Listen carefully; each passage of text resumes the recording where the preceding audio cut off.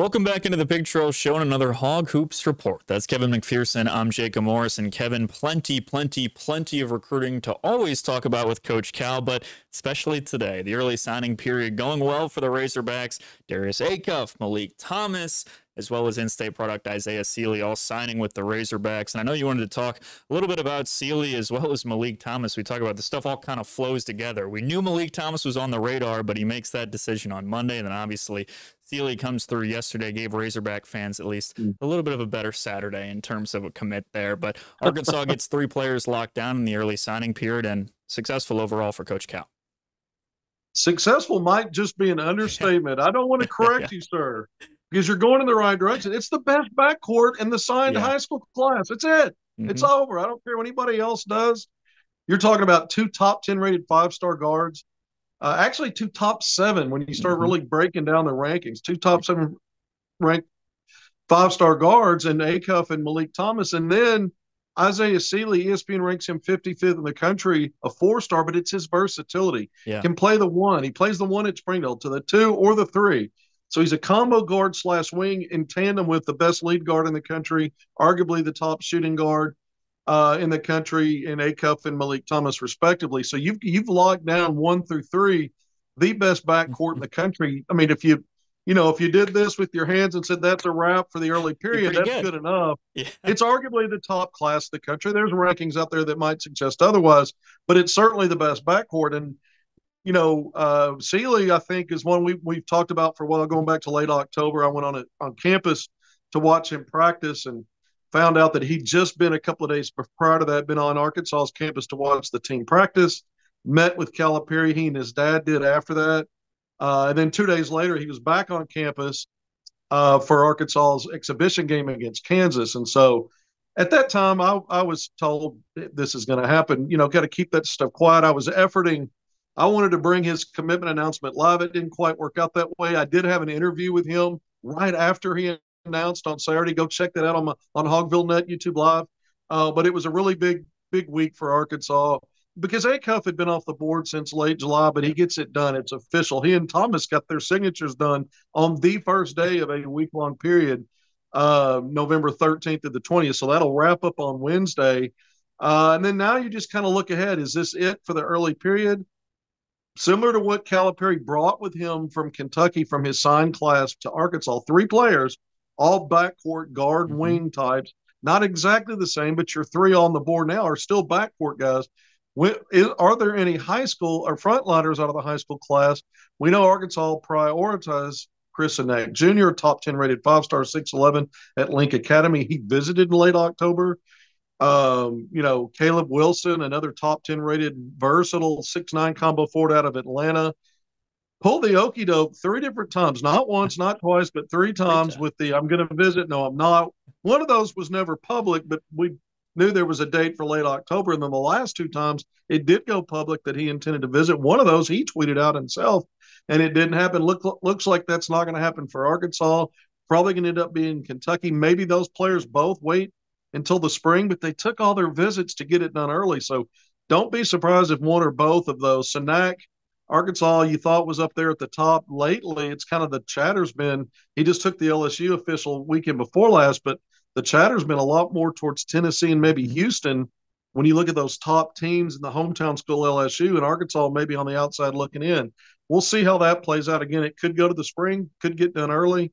I think Caleb Wilson, we can write that one off. And then you just look at some other guys on the front line, Mika Murnin, class of 2026, who may reclassify. That's a decision that could be made as soon as the end of the year or the first of the year, but would only impact your spring signing class because you still have to wait until April to get it official. Now, they don't do letters of intent anymore, Jacob. They're financial aid agreements similar to what the transfer portal guys do, but doesn't matter. You still have the signing periods that are in effect. So once this week-long one ends on the 20th, this coming Wednesday, if Arkansas doesn't land some of these, Mika Murnin's a guy that I don't know that you'd get a commitment this soon. Again, I don't know that he'll make a decision till late in the year, end of the year or early next year, if he gets it even done that early in terms of reclassifying to 2025.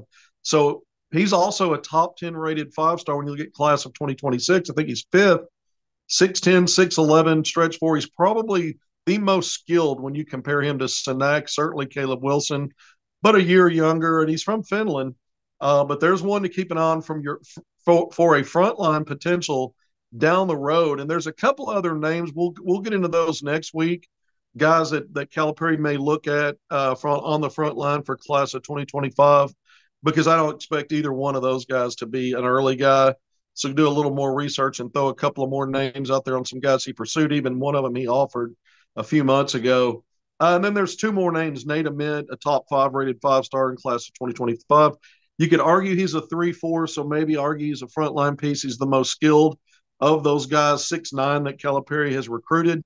And again, he's 4th ranked in class of 2025. Calipari's been out to see him at least 4 times in the past couple of months out in Virginia. He's a guy that's probably going to go to the spring. He's taken a multitude of visits. And we'll see if Arkansas wedges in there. Sean Abayev, who did take a visit to Arkansas class of 2025, 6'7" combo guard wing. That's what Isaiah Sealy is. So you start to think maybe that's not something that's going to play into Arkansas's favor, although Arkansas is in his final 5 along with Auburn, Cincinnati, Arizona State, and Oregon. So we're kind of put a bow maybe on the early period, just maybe, not a foregone conclusion, but maybe that's likely. But again, you got a case for the best class so far in the country overall, but you've certainly locked up the best backcourt in the country. Everybody else is playing for silver when you start talking about backcourt recruiting in 2025 high school.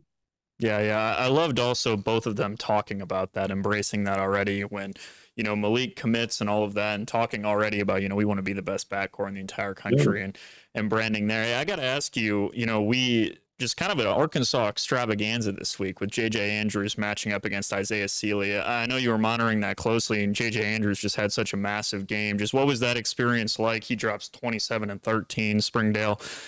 Going up against Springdale, that is. What was the experience like? I know Coach Coleman, Coach Cal were there. Just kind of a pretty awesome day for Arkansas high school basketball, and two guys that Arkansas already has locked up one and is obviously prioritizing majorly in another area. Well, it was a great atmosphere. It was a full day of basketball. Sealy actually made his commitment announcement at Jacksonville High School, where all these showcase games were going on Friday night, all day Saturday, and Saturday night. And we did that interview there, and then that was the matinee, the finale of the night. 8:30 start. I think it actually tipped around 8:45.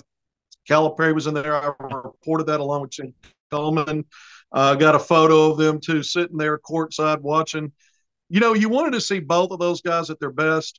Sealy picked up 2 quick fouls. He probably played a combined 3 minutes in the first half. A combined 3 minutes. And in the game, I would say, because he picked up a 4th foul, he was never in a flow, Sealy. I don't think he played more than maybe, when you added up all his minutes, maybe a bit more than a quarter, 8-minute quarter. So maybe 10 minutes total. And he finished with 11 points, 5 rebounds, 4 assists, 2 steals, and 2 blocks. So he had good runs. Springdale's the better team, a lot of weapons. That's going to be the favorite in the 6A.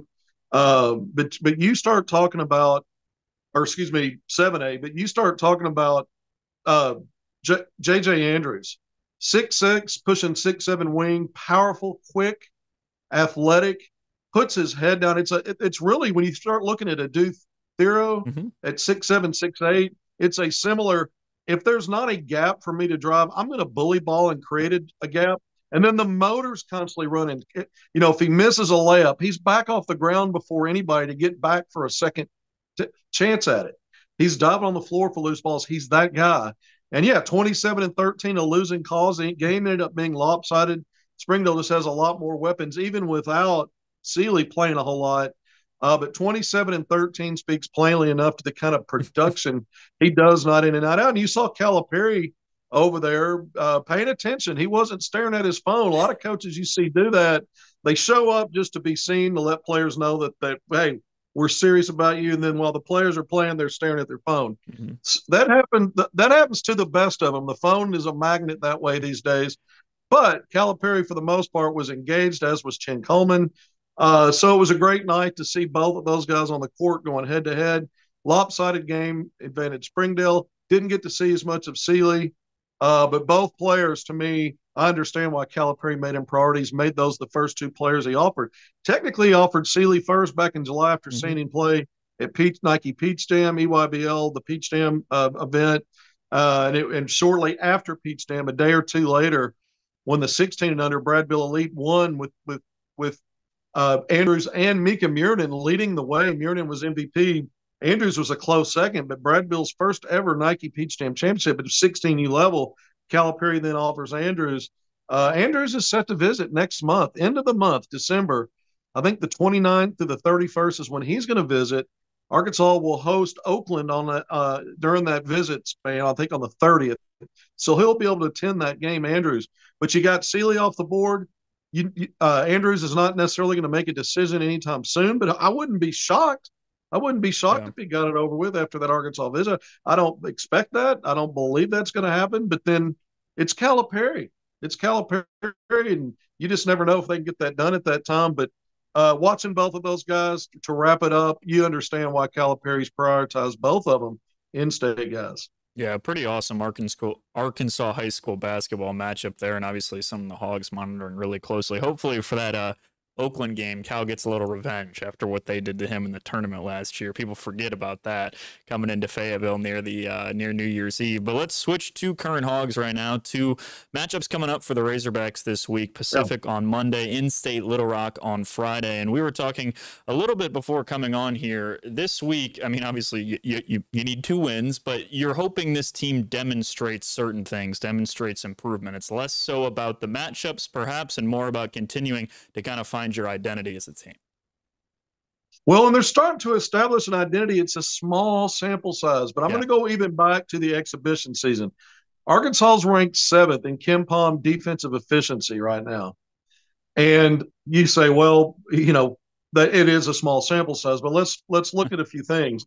They held teams like Lipscomb, mid-major, of course, Troy, and even Baylor. All of those teams combined are averaging just over 60 points per game. 60.3 is what Arkansas's defense is yielding. Yeah, Baylor got to 72, but all of those teams were averaging around 80 or 80 plus, and Arkansas held those teams in check. And they're doing it without Jonas Adu, the all-SEC big man who was all defensive team last year at Tennessee. They're doing it without him. And so that says a lot about how good Arkansas is defensively right now. And I go back to even the exhibition season against, a shorthanded number 1 ranked Kansas team, and even TCU. Arkansas held both of those teams below 70 points. And so you've only had one team crack 70 out of 5 if you count exhibition, and that's Baylor at a neutral site got to 72. So the defense, Calipari said when I was at the coaches clinic, and I covered that back in Hot Springs a few 6 weeks ago, 2 months ago, whatever it was. He was telling those coaches, my teams typically start out better defensively, and we have to learn and grow offensively. Well, you look at the last 2 Kentucky teams, his offense last year was elite. The defense was awful. And you kind of go, well, that really wasn't the case that year. The year before, his defense was ranked the 70s or 60, high 60s, low 70s. But so far, that's been true. Arkansas's offense, 3-point shooting's a mystery, although Big Z took care of that with 3-point shooting in the second half at some kind of a crazy pace when you combine the blocks and steals. But having said that, there's a lot more question marks so far offensively. And when they do out, I wonder how good this defense can really be with him and with him healthy. And so I think already when you bring up identity, I think Arkansas is starting to establish that at least so far it's on defense. The things you're trying to iron out is who's going to step up consistently on both sides of the ball, but specifically on offense outside of Boogie Fland and Adu Thero so far. Fland is a natural offensive talent and a solid playmaker. He's not only Arkansas's leading scorer, he's one of the leaders in the league in assists and leads Arkansas in assists. Thero to me is more of a streaky kind of scorer, a slasher, a guy that if he knocks down a few threes and knocks down a few of those mid-range games, he's going to get to the foul line. He's not been percentage-wise a good foul shooter. But both of those guys have still been Arkansas's best offensive players. Who steps up and joins in? You always thought Nelly Davis would be one of those. After watching DJ Wagner hang 24 in exhibition game 1 against Kansas, I mean, he's not been very good offensively, although in this last game he had a strong floor game in that ugly scrap on the floor. It was mostly played on the floor. It felt like a rugby scrum against Troy forever. But he had 5 assists, a lot of those on those big Z threes, but 4 steals in that game. So he had a good floor game. But look, You held Troy to 49 points. It was a team in its first two games was 2-0 and averaging 81 a game. It's the defense so far, and so you want to see carryover that week against two more mid majors at home. You have a 4-game homestand. You're 2-0 so far in that. Or excuse me, 1-0 so far in that. You want to get to 2-0 against Pacific. Then you've got Little Rock on Friday, like we mentioned. But Pacific's 3-2, a team that's averaging almost 78 points a game. I look for Arkansas to really try to send another defensive message. Yeah. We'll see if Trevor in Brazil is healthy. We talk about Edu not being really available, playing only those 4 minutes last night out and game out, not looking that great. What about Trevor in Brazil? This is why when you have only go 9 deep and really only 3 of those are big men, and you're now challenged with how are you going to be able to play? Who's going to be available? Those are question marks. But even shorthanded and not everybody firing on all cylinders, the defense has been sound. I expect that to continue in the Little Rock matchup, Jacob. Let's talk about that because I want to get your thoughts on going into that one. First of 2 D1 in-state matchups coming up in non-conference. What are you thinking looking ahead? Because we know you got to take care of business against Pacific, but what are you thinking about Little Rock? Yeah, absolutely. I think you're spot on defensively. And it's interesting from the standpoint that you touched on it a little bit, man. That Kentucky team last year, they were playing games in the hundreds on both sides. They had that game against Alabama that finished 118-105 or something like that. So it's been really interesting to see them flip the script, or Cal flip the script defensively. And again, you make a great point about Edu. People forget he's an all SEC defensive team guy. So you could make an argument defensive impact wise, he's one of the most, if not the most important guy defensively on this team, and they're still playing the way they are. I think for me, and we're kind of beating a dead horse here, but they have to find some sort of offensive rhythm. You know that John L. Davis is going to find it eventually, but you bring over a guy with a pedigree like that, you don't see him as, and again, small sample size so far, but your 4th leading scorer, right? Struggling to shoot from 3. And I think for me, the biggest worry, and I said this the last time we talked as well, is this team is not just struggling to shoot from 3. I mean, they're building houses with bricks here. If you take out Zvonimir Visic here, who has been great, he's 7 of 9 from 3. The team is shooting 22% from 3. That's not just bad. That's unsustainable. That's horrific. That's anybody in the country can beat you, right? And, you're going to iron some stuff out offensively, but that's worrying to me. I'd like to see John L. Davis find a rhythm this week and just find a little bit more of a rhythm outside of Big Z. It's great that he shot the way that he did against Troy, but I saw somewhere somebody say, hey, Arkansas shot a little bit better from 3 against Troy. No, Big Z shot well from 3, 6 of 7. It wasn't really the team. So I think you have to hope, especially with the games that are on the horizon against Illinois, against Michigan, you run down the list, and obviously SEC play. Eventually, this team needs to find an offensive rhythm, and that's going to come with time. Like you said, you have to find an identity with a bunch of different pieces, but the defense has been impressive. That's your positive. Against these, you don't want to call them tune-up games. You don't want to be disrespectful, but games that the competition level objectively is a little bit lower, the team needs to find an offensive identity, and right now it just kind of seems like whoever's hot, and that can't be sustainable, especially when the competition level raises a little bit. Well, that's true, but I will say there is just a slight silver lining in the 3-point shooting. I just drilled down a little deeper on it recently, and you're right about it was Big Z in that second half. But you had 3 players outside of Big Z that hit threes in that game, and you had Boogie Flam with a couple. When you combine that with his 3 of 5 against Baylor in the previous game, he's actually right around a little over 50% on decent volume in those 2 games combined. And then if you look at Thero, he was 2 of 4 against Baylor. He did hit 1 in this last game. So he's 3 of 8 in his last 8 attempts, 37.5%. It's not something you can take to the bank, but there's a little bit of hope that maybe they can trend a little better because you're right. 22% coming into that game. If you take Z out of the equation, it's still 22% for everybody else after that game. But little pieces of maybe on the 3-point shooting. Look, Little Rock, this was gonna be the return of KK Robinson, who was a Razorback for 2 years, battled injuries his entire career, transferred to A&M. Last season at Little Rock, a fresh start, all Ohio Valley Conference first team, arguably the best player in that league. Little Rock won that league, 1 win away in the tournament championship from getting the automatic bid of the NCAA tournament, 20-plus win season.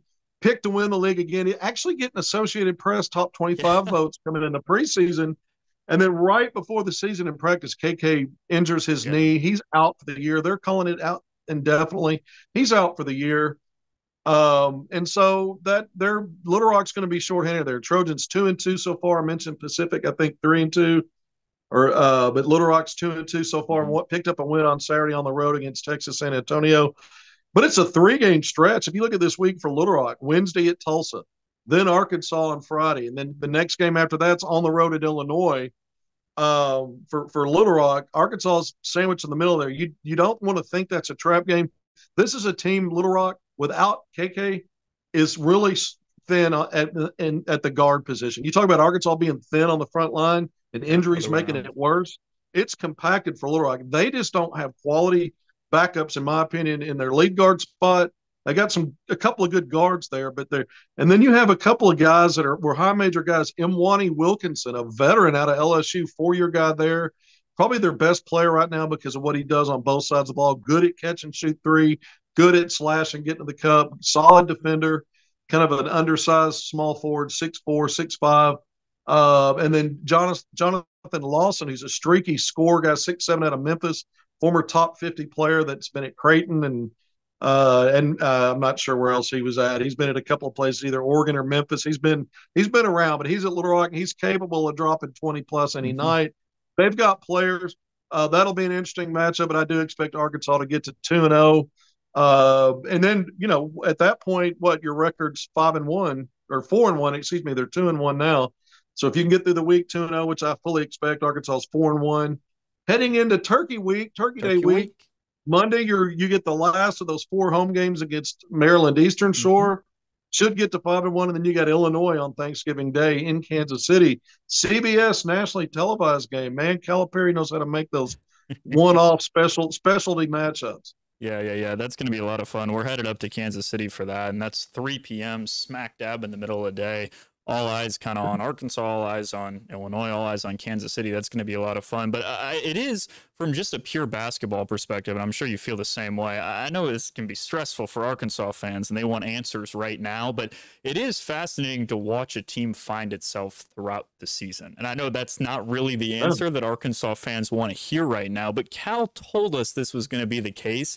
And you're watching them figure it out bit by bit, and they're going to have to keep getting better. We're not saying they're not. But it is interesting to watch a team kind of find itself and how Cal's kind of putting the pieces together. But the defensive part is really encouraging because the Kentucky teams were fun last year, but that's how anybody can beat you any night, right? If anybody can come in and put up 85 points, that means that any team you play, power conference or not, has the chance to beat you. So starting on the defensive end, it really is encouraging to see where they are. It just is going to depend where they find the offense from moving forward. I agree. Look, when you play defense like Arkansas is playing it right now, let's just go to boxing. You can counterpunch off your defense. Yes. If you get live ball turnovers, get easy scores. Arkansas has been really good in transition. That's what's kind of stood out if you look at their offense. If you're looking at one facet, but you're feeding off it. So your defense is strong, and you're counterpunching off of that. And so until you figure some more things out and get more fluidity and get more guys engaged offensively, figure out what's working there. It's what Calipari said to expect. His defenses are typically better early. Did we expect it to be this good without a do? I just didn't. Yeah. And again, we're 3 games in. I go back. I know I combined in those exhibition games because Arkansas did hold a lot of teams, 5 teams so far below what they're used to, and some of it considerably below. And you're still working through some of these mid-major teams that are not going to.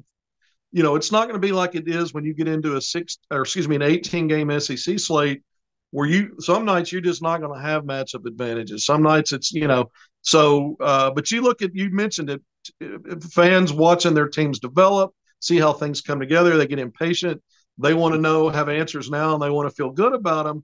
But when you sit back and look at other teams, it's easier to do that. For instance, Baylor got crushed by 38 points at Gonzaga, and then later in the week, in a dogfight with Arkansas, wins that game. Good teams sometimes look horrible. Good teams have their areas where things aren't exactly right. And so nobody wants to hear it, but I like that you brought it up because we're still learning about this team. We're still figuring things out about guys. Like you mentioned Nelly Davis and getting to the flow. Let's not forget he was hurt himself and missed about 3 weeks of practice with that wrist. But I still look at little things. I mean, he's a guy that plays hard in the blue collar stuff. And then I looked at one of the threes that Arkansas made in the second half in this last game against Troy. Hard closeout. He ball fakes a guy, leaves his feet. He just one dribble, smooth rhythm into his 3-point shot. It was nothing but net. It wasn't an ugly shot at all. You're like, man, you're starting to see if he puts together what he can do, Arkansas all of a sudden becomes really dangerous on offense. You get a healthy Jonas Adu back on defense. I mean, the pieces are there. I say it all the time. I'm not backing off on it, despite some of the things that we know are problem areas, including depth and attrition on that front line being a problem, and the 3-point shooting. I'm not going to back off the notion that this Arkansas team is a beyond the first weekend of the NCAA tournament build when you look at the individual pieces and how some of that's working together on defense. So broken record at this point. It's got to all play out, but the pieces are there. Yeah, I agree. And also, I think it's, John L. Davis he's 2 of 13 or something like that. But to your point, right, he's been injured. He's working his way back in. And I thought I remembered this, so I just looked it up to confirm. I mean, he shot 41% from 3 last year, right? So it's like on volume. Yes, on volume. He's an 18-point-a-game scorer guy. So it's just some of this stuff's going to take time, and you just hope to see it. The last thing I thought of it, this team moving as fast as they do, they're going to turn the ball over a little bit more. We know this. It just happens with pace of play stuff right now. But assist to turnover ratio, I want to say it's 1-to-1 right now, which just, you obviously want to see that a little bit higher. And that's going to come with, sharing the ball a little bit better, not to be broken record and keep saying stuff over and over again. But this just takes time. So you want to see this team continue to build, and you want to see each game look like a step forward offensively. We know the defense is there, which is great. You just want to keep seeing them take steps forward. Anything else you want to hit before we go? The elite offenses, they get close, but they never typically don't get quite the 2-to-1 as a team. You want to be 1.5-to-1, and that's something that even at pace, maybe they can get closer to that. That's again counter punching off your defense. Right now, that's the focal point, and then how good can you get on offense, and how soon can you get Jonas Adu back? Because again, you've got some opportunities here in this non-conference to get wins when you're not at full strength and maybe not at your best. But then you're going to have some big ones coming up when you finish out the month on Thanksgiving Day against Illinois. Then you turn the page early December on the road at Miami in the ACC SEC Challenge. And then you've got Michigan and New York City a week later. So Arkansas would like to get some answers sooner rather than later if they can, because you want to pick up some big quad wins. Quad 1 already 0-1 at that neutral site against Baylor, but you're going to have plenty coming up, especially in SEC play. Absolutely. Should be interesting this week. 2 opponents for Arkansas: Pacific on Monday, in-state Little Rock on Friday. But that's going to do it for this week's Hog Hoops Report. That's Kevin McPherson. I'm Jacob Morris. More Pig Trail Show coming up on the other side of the break.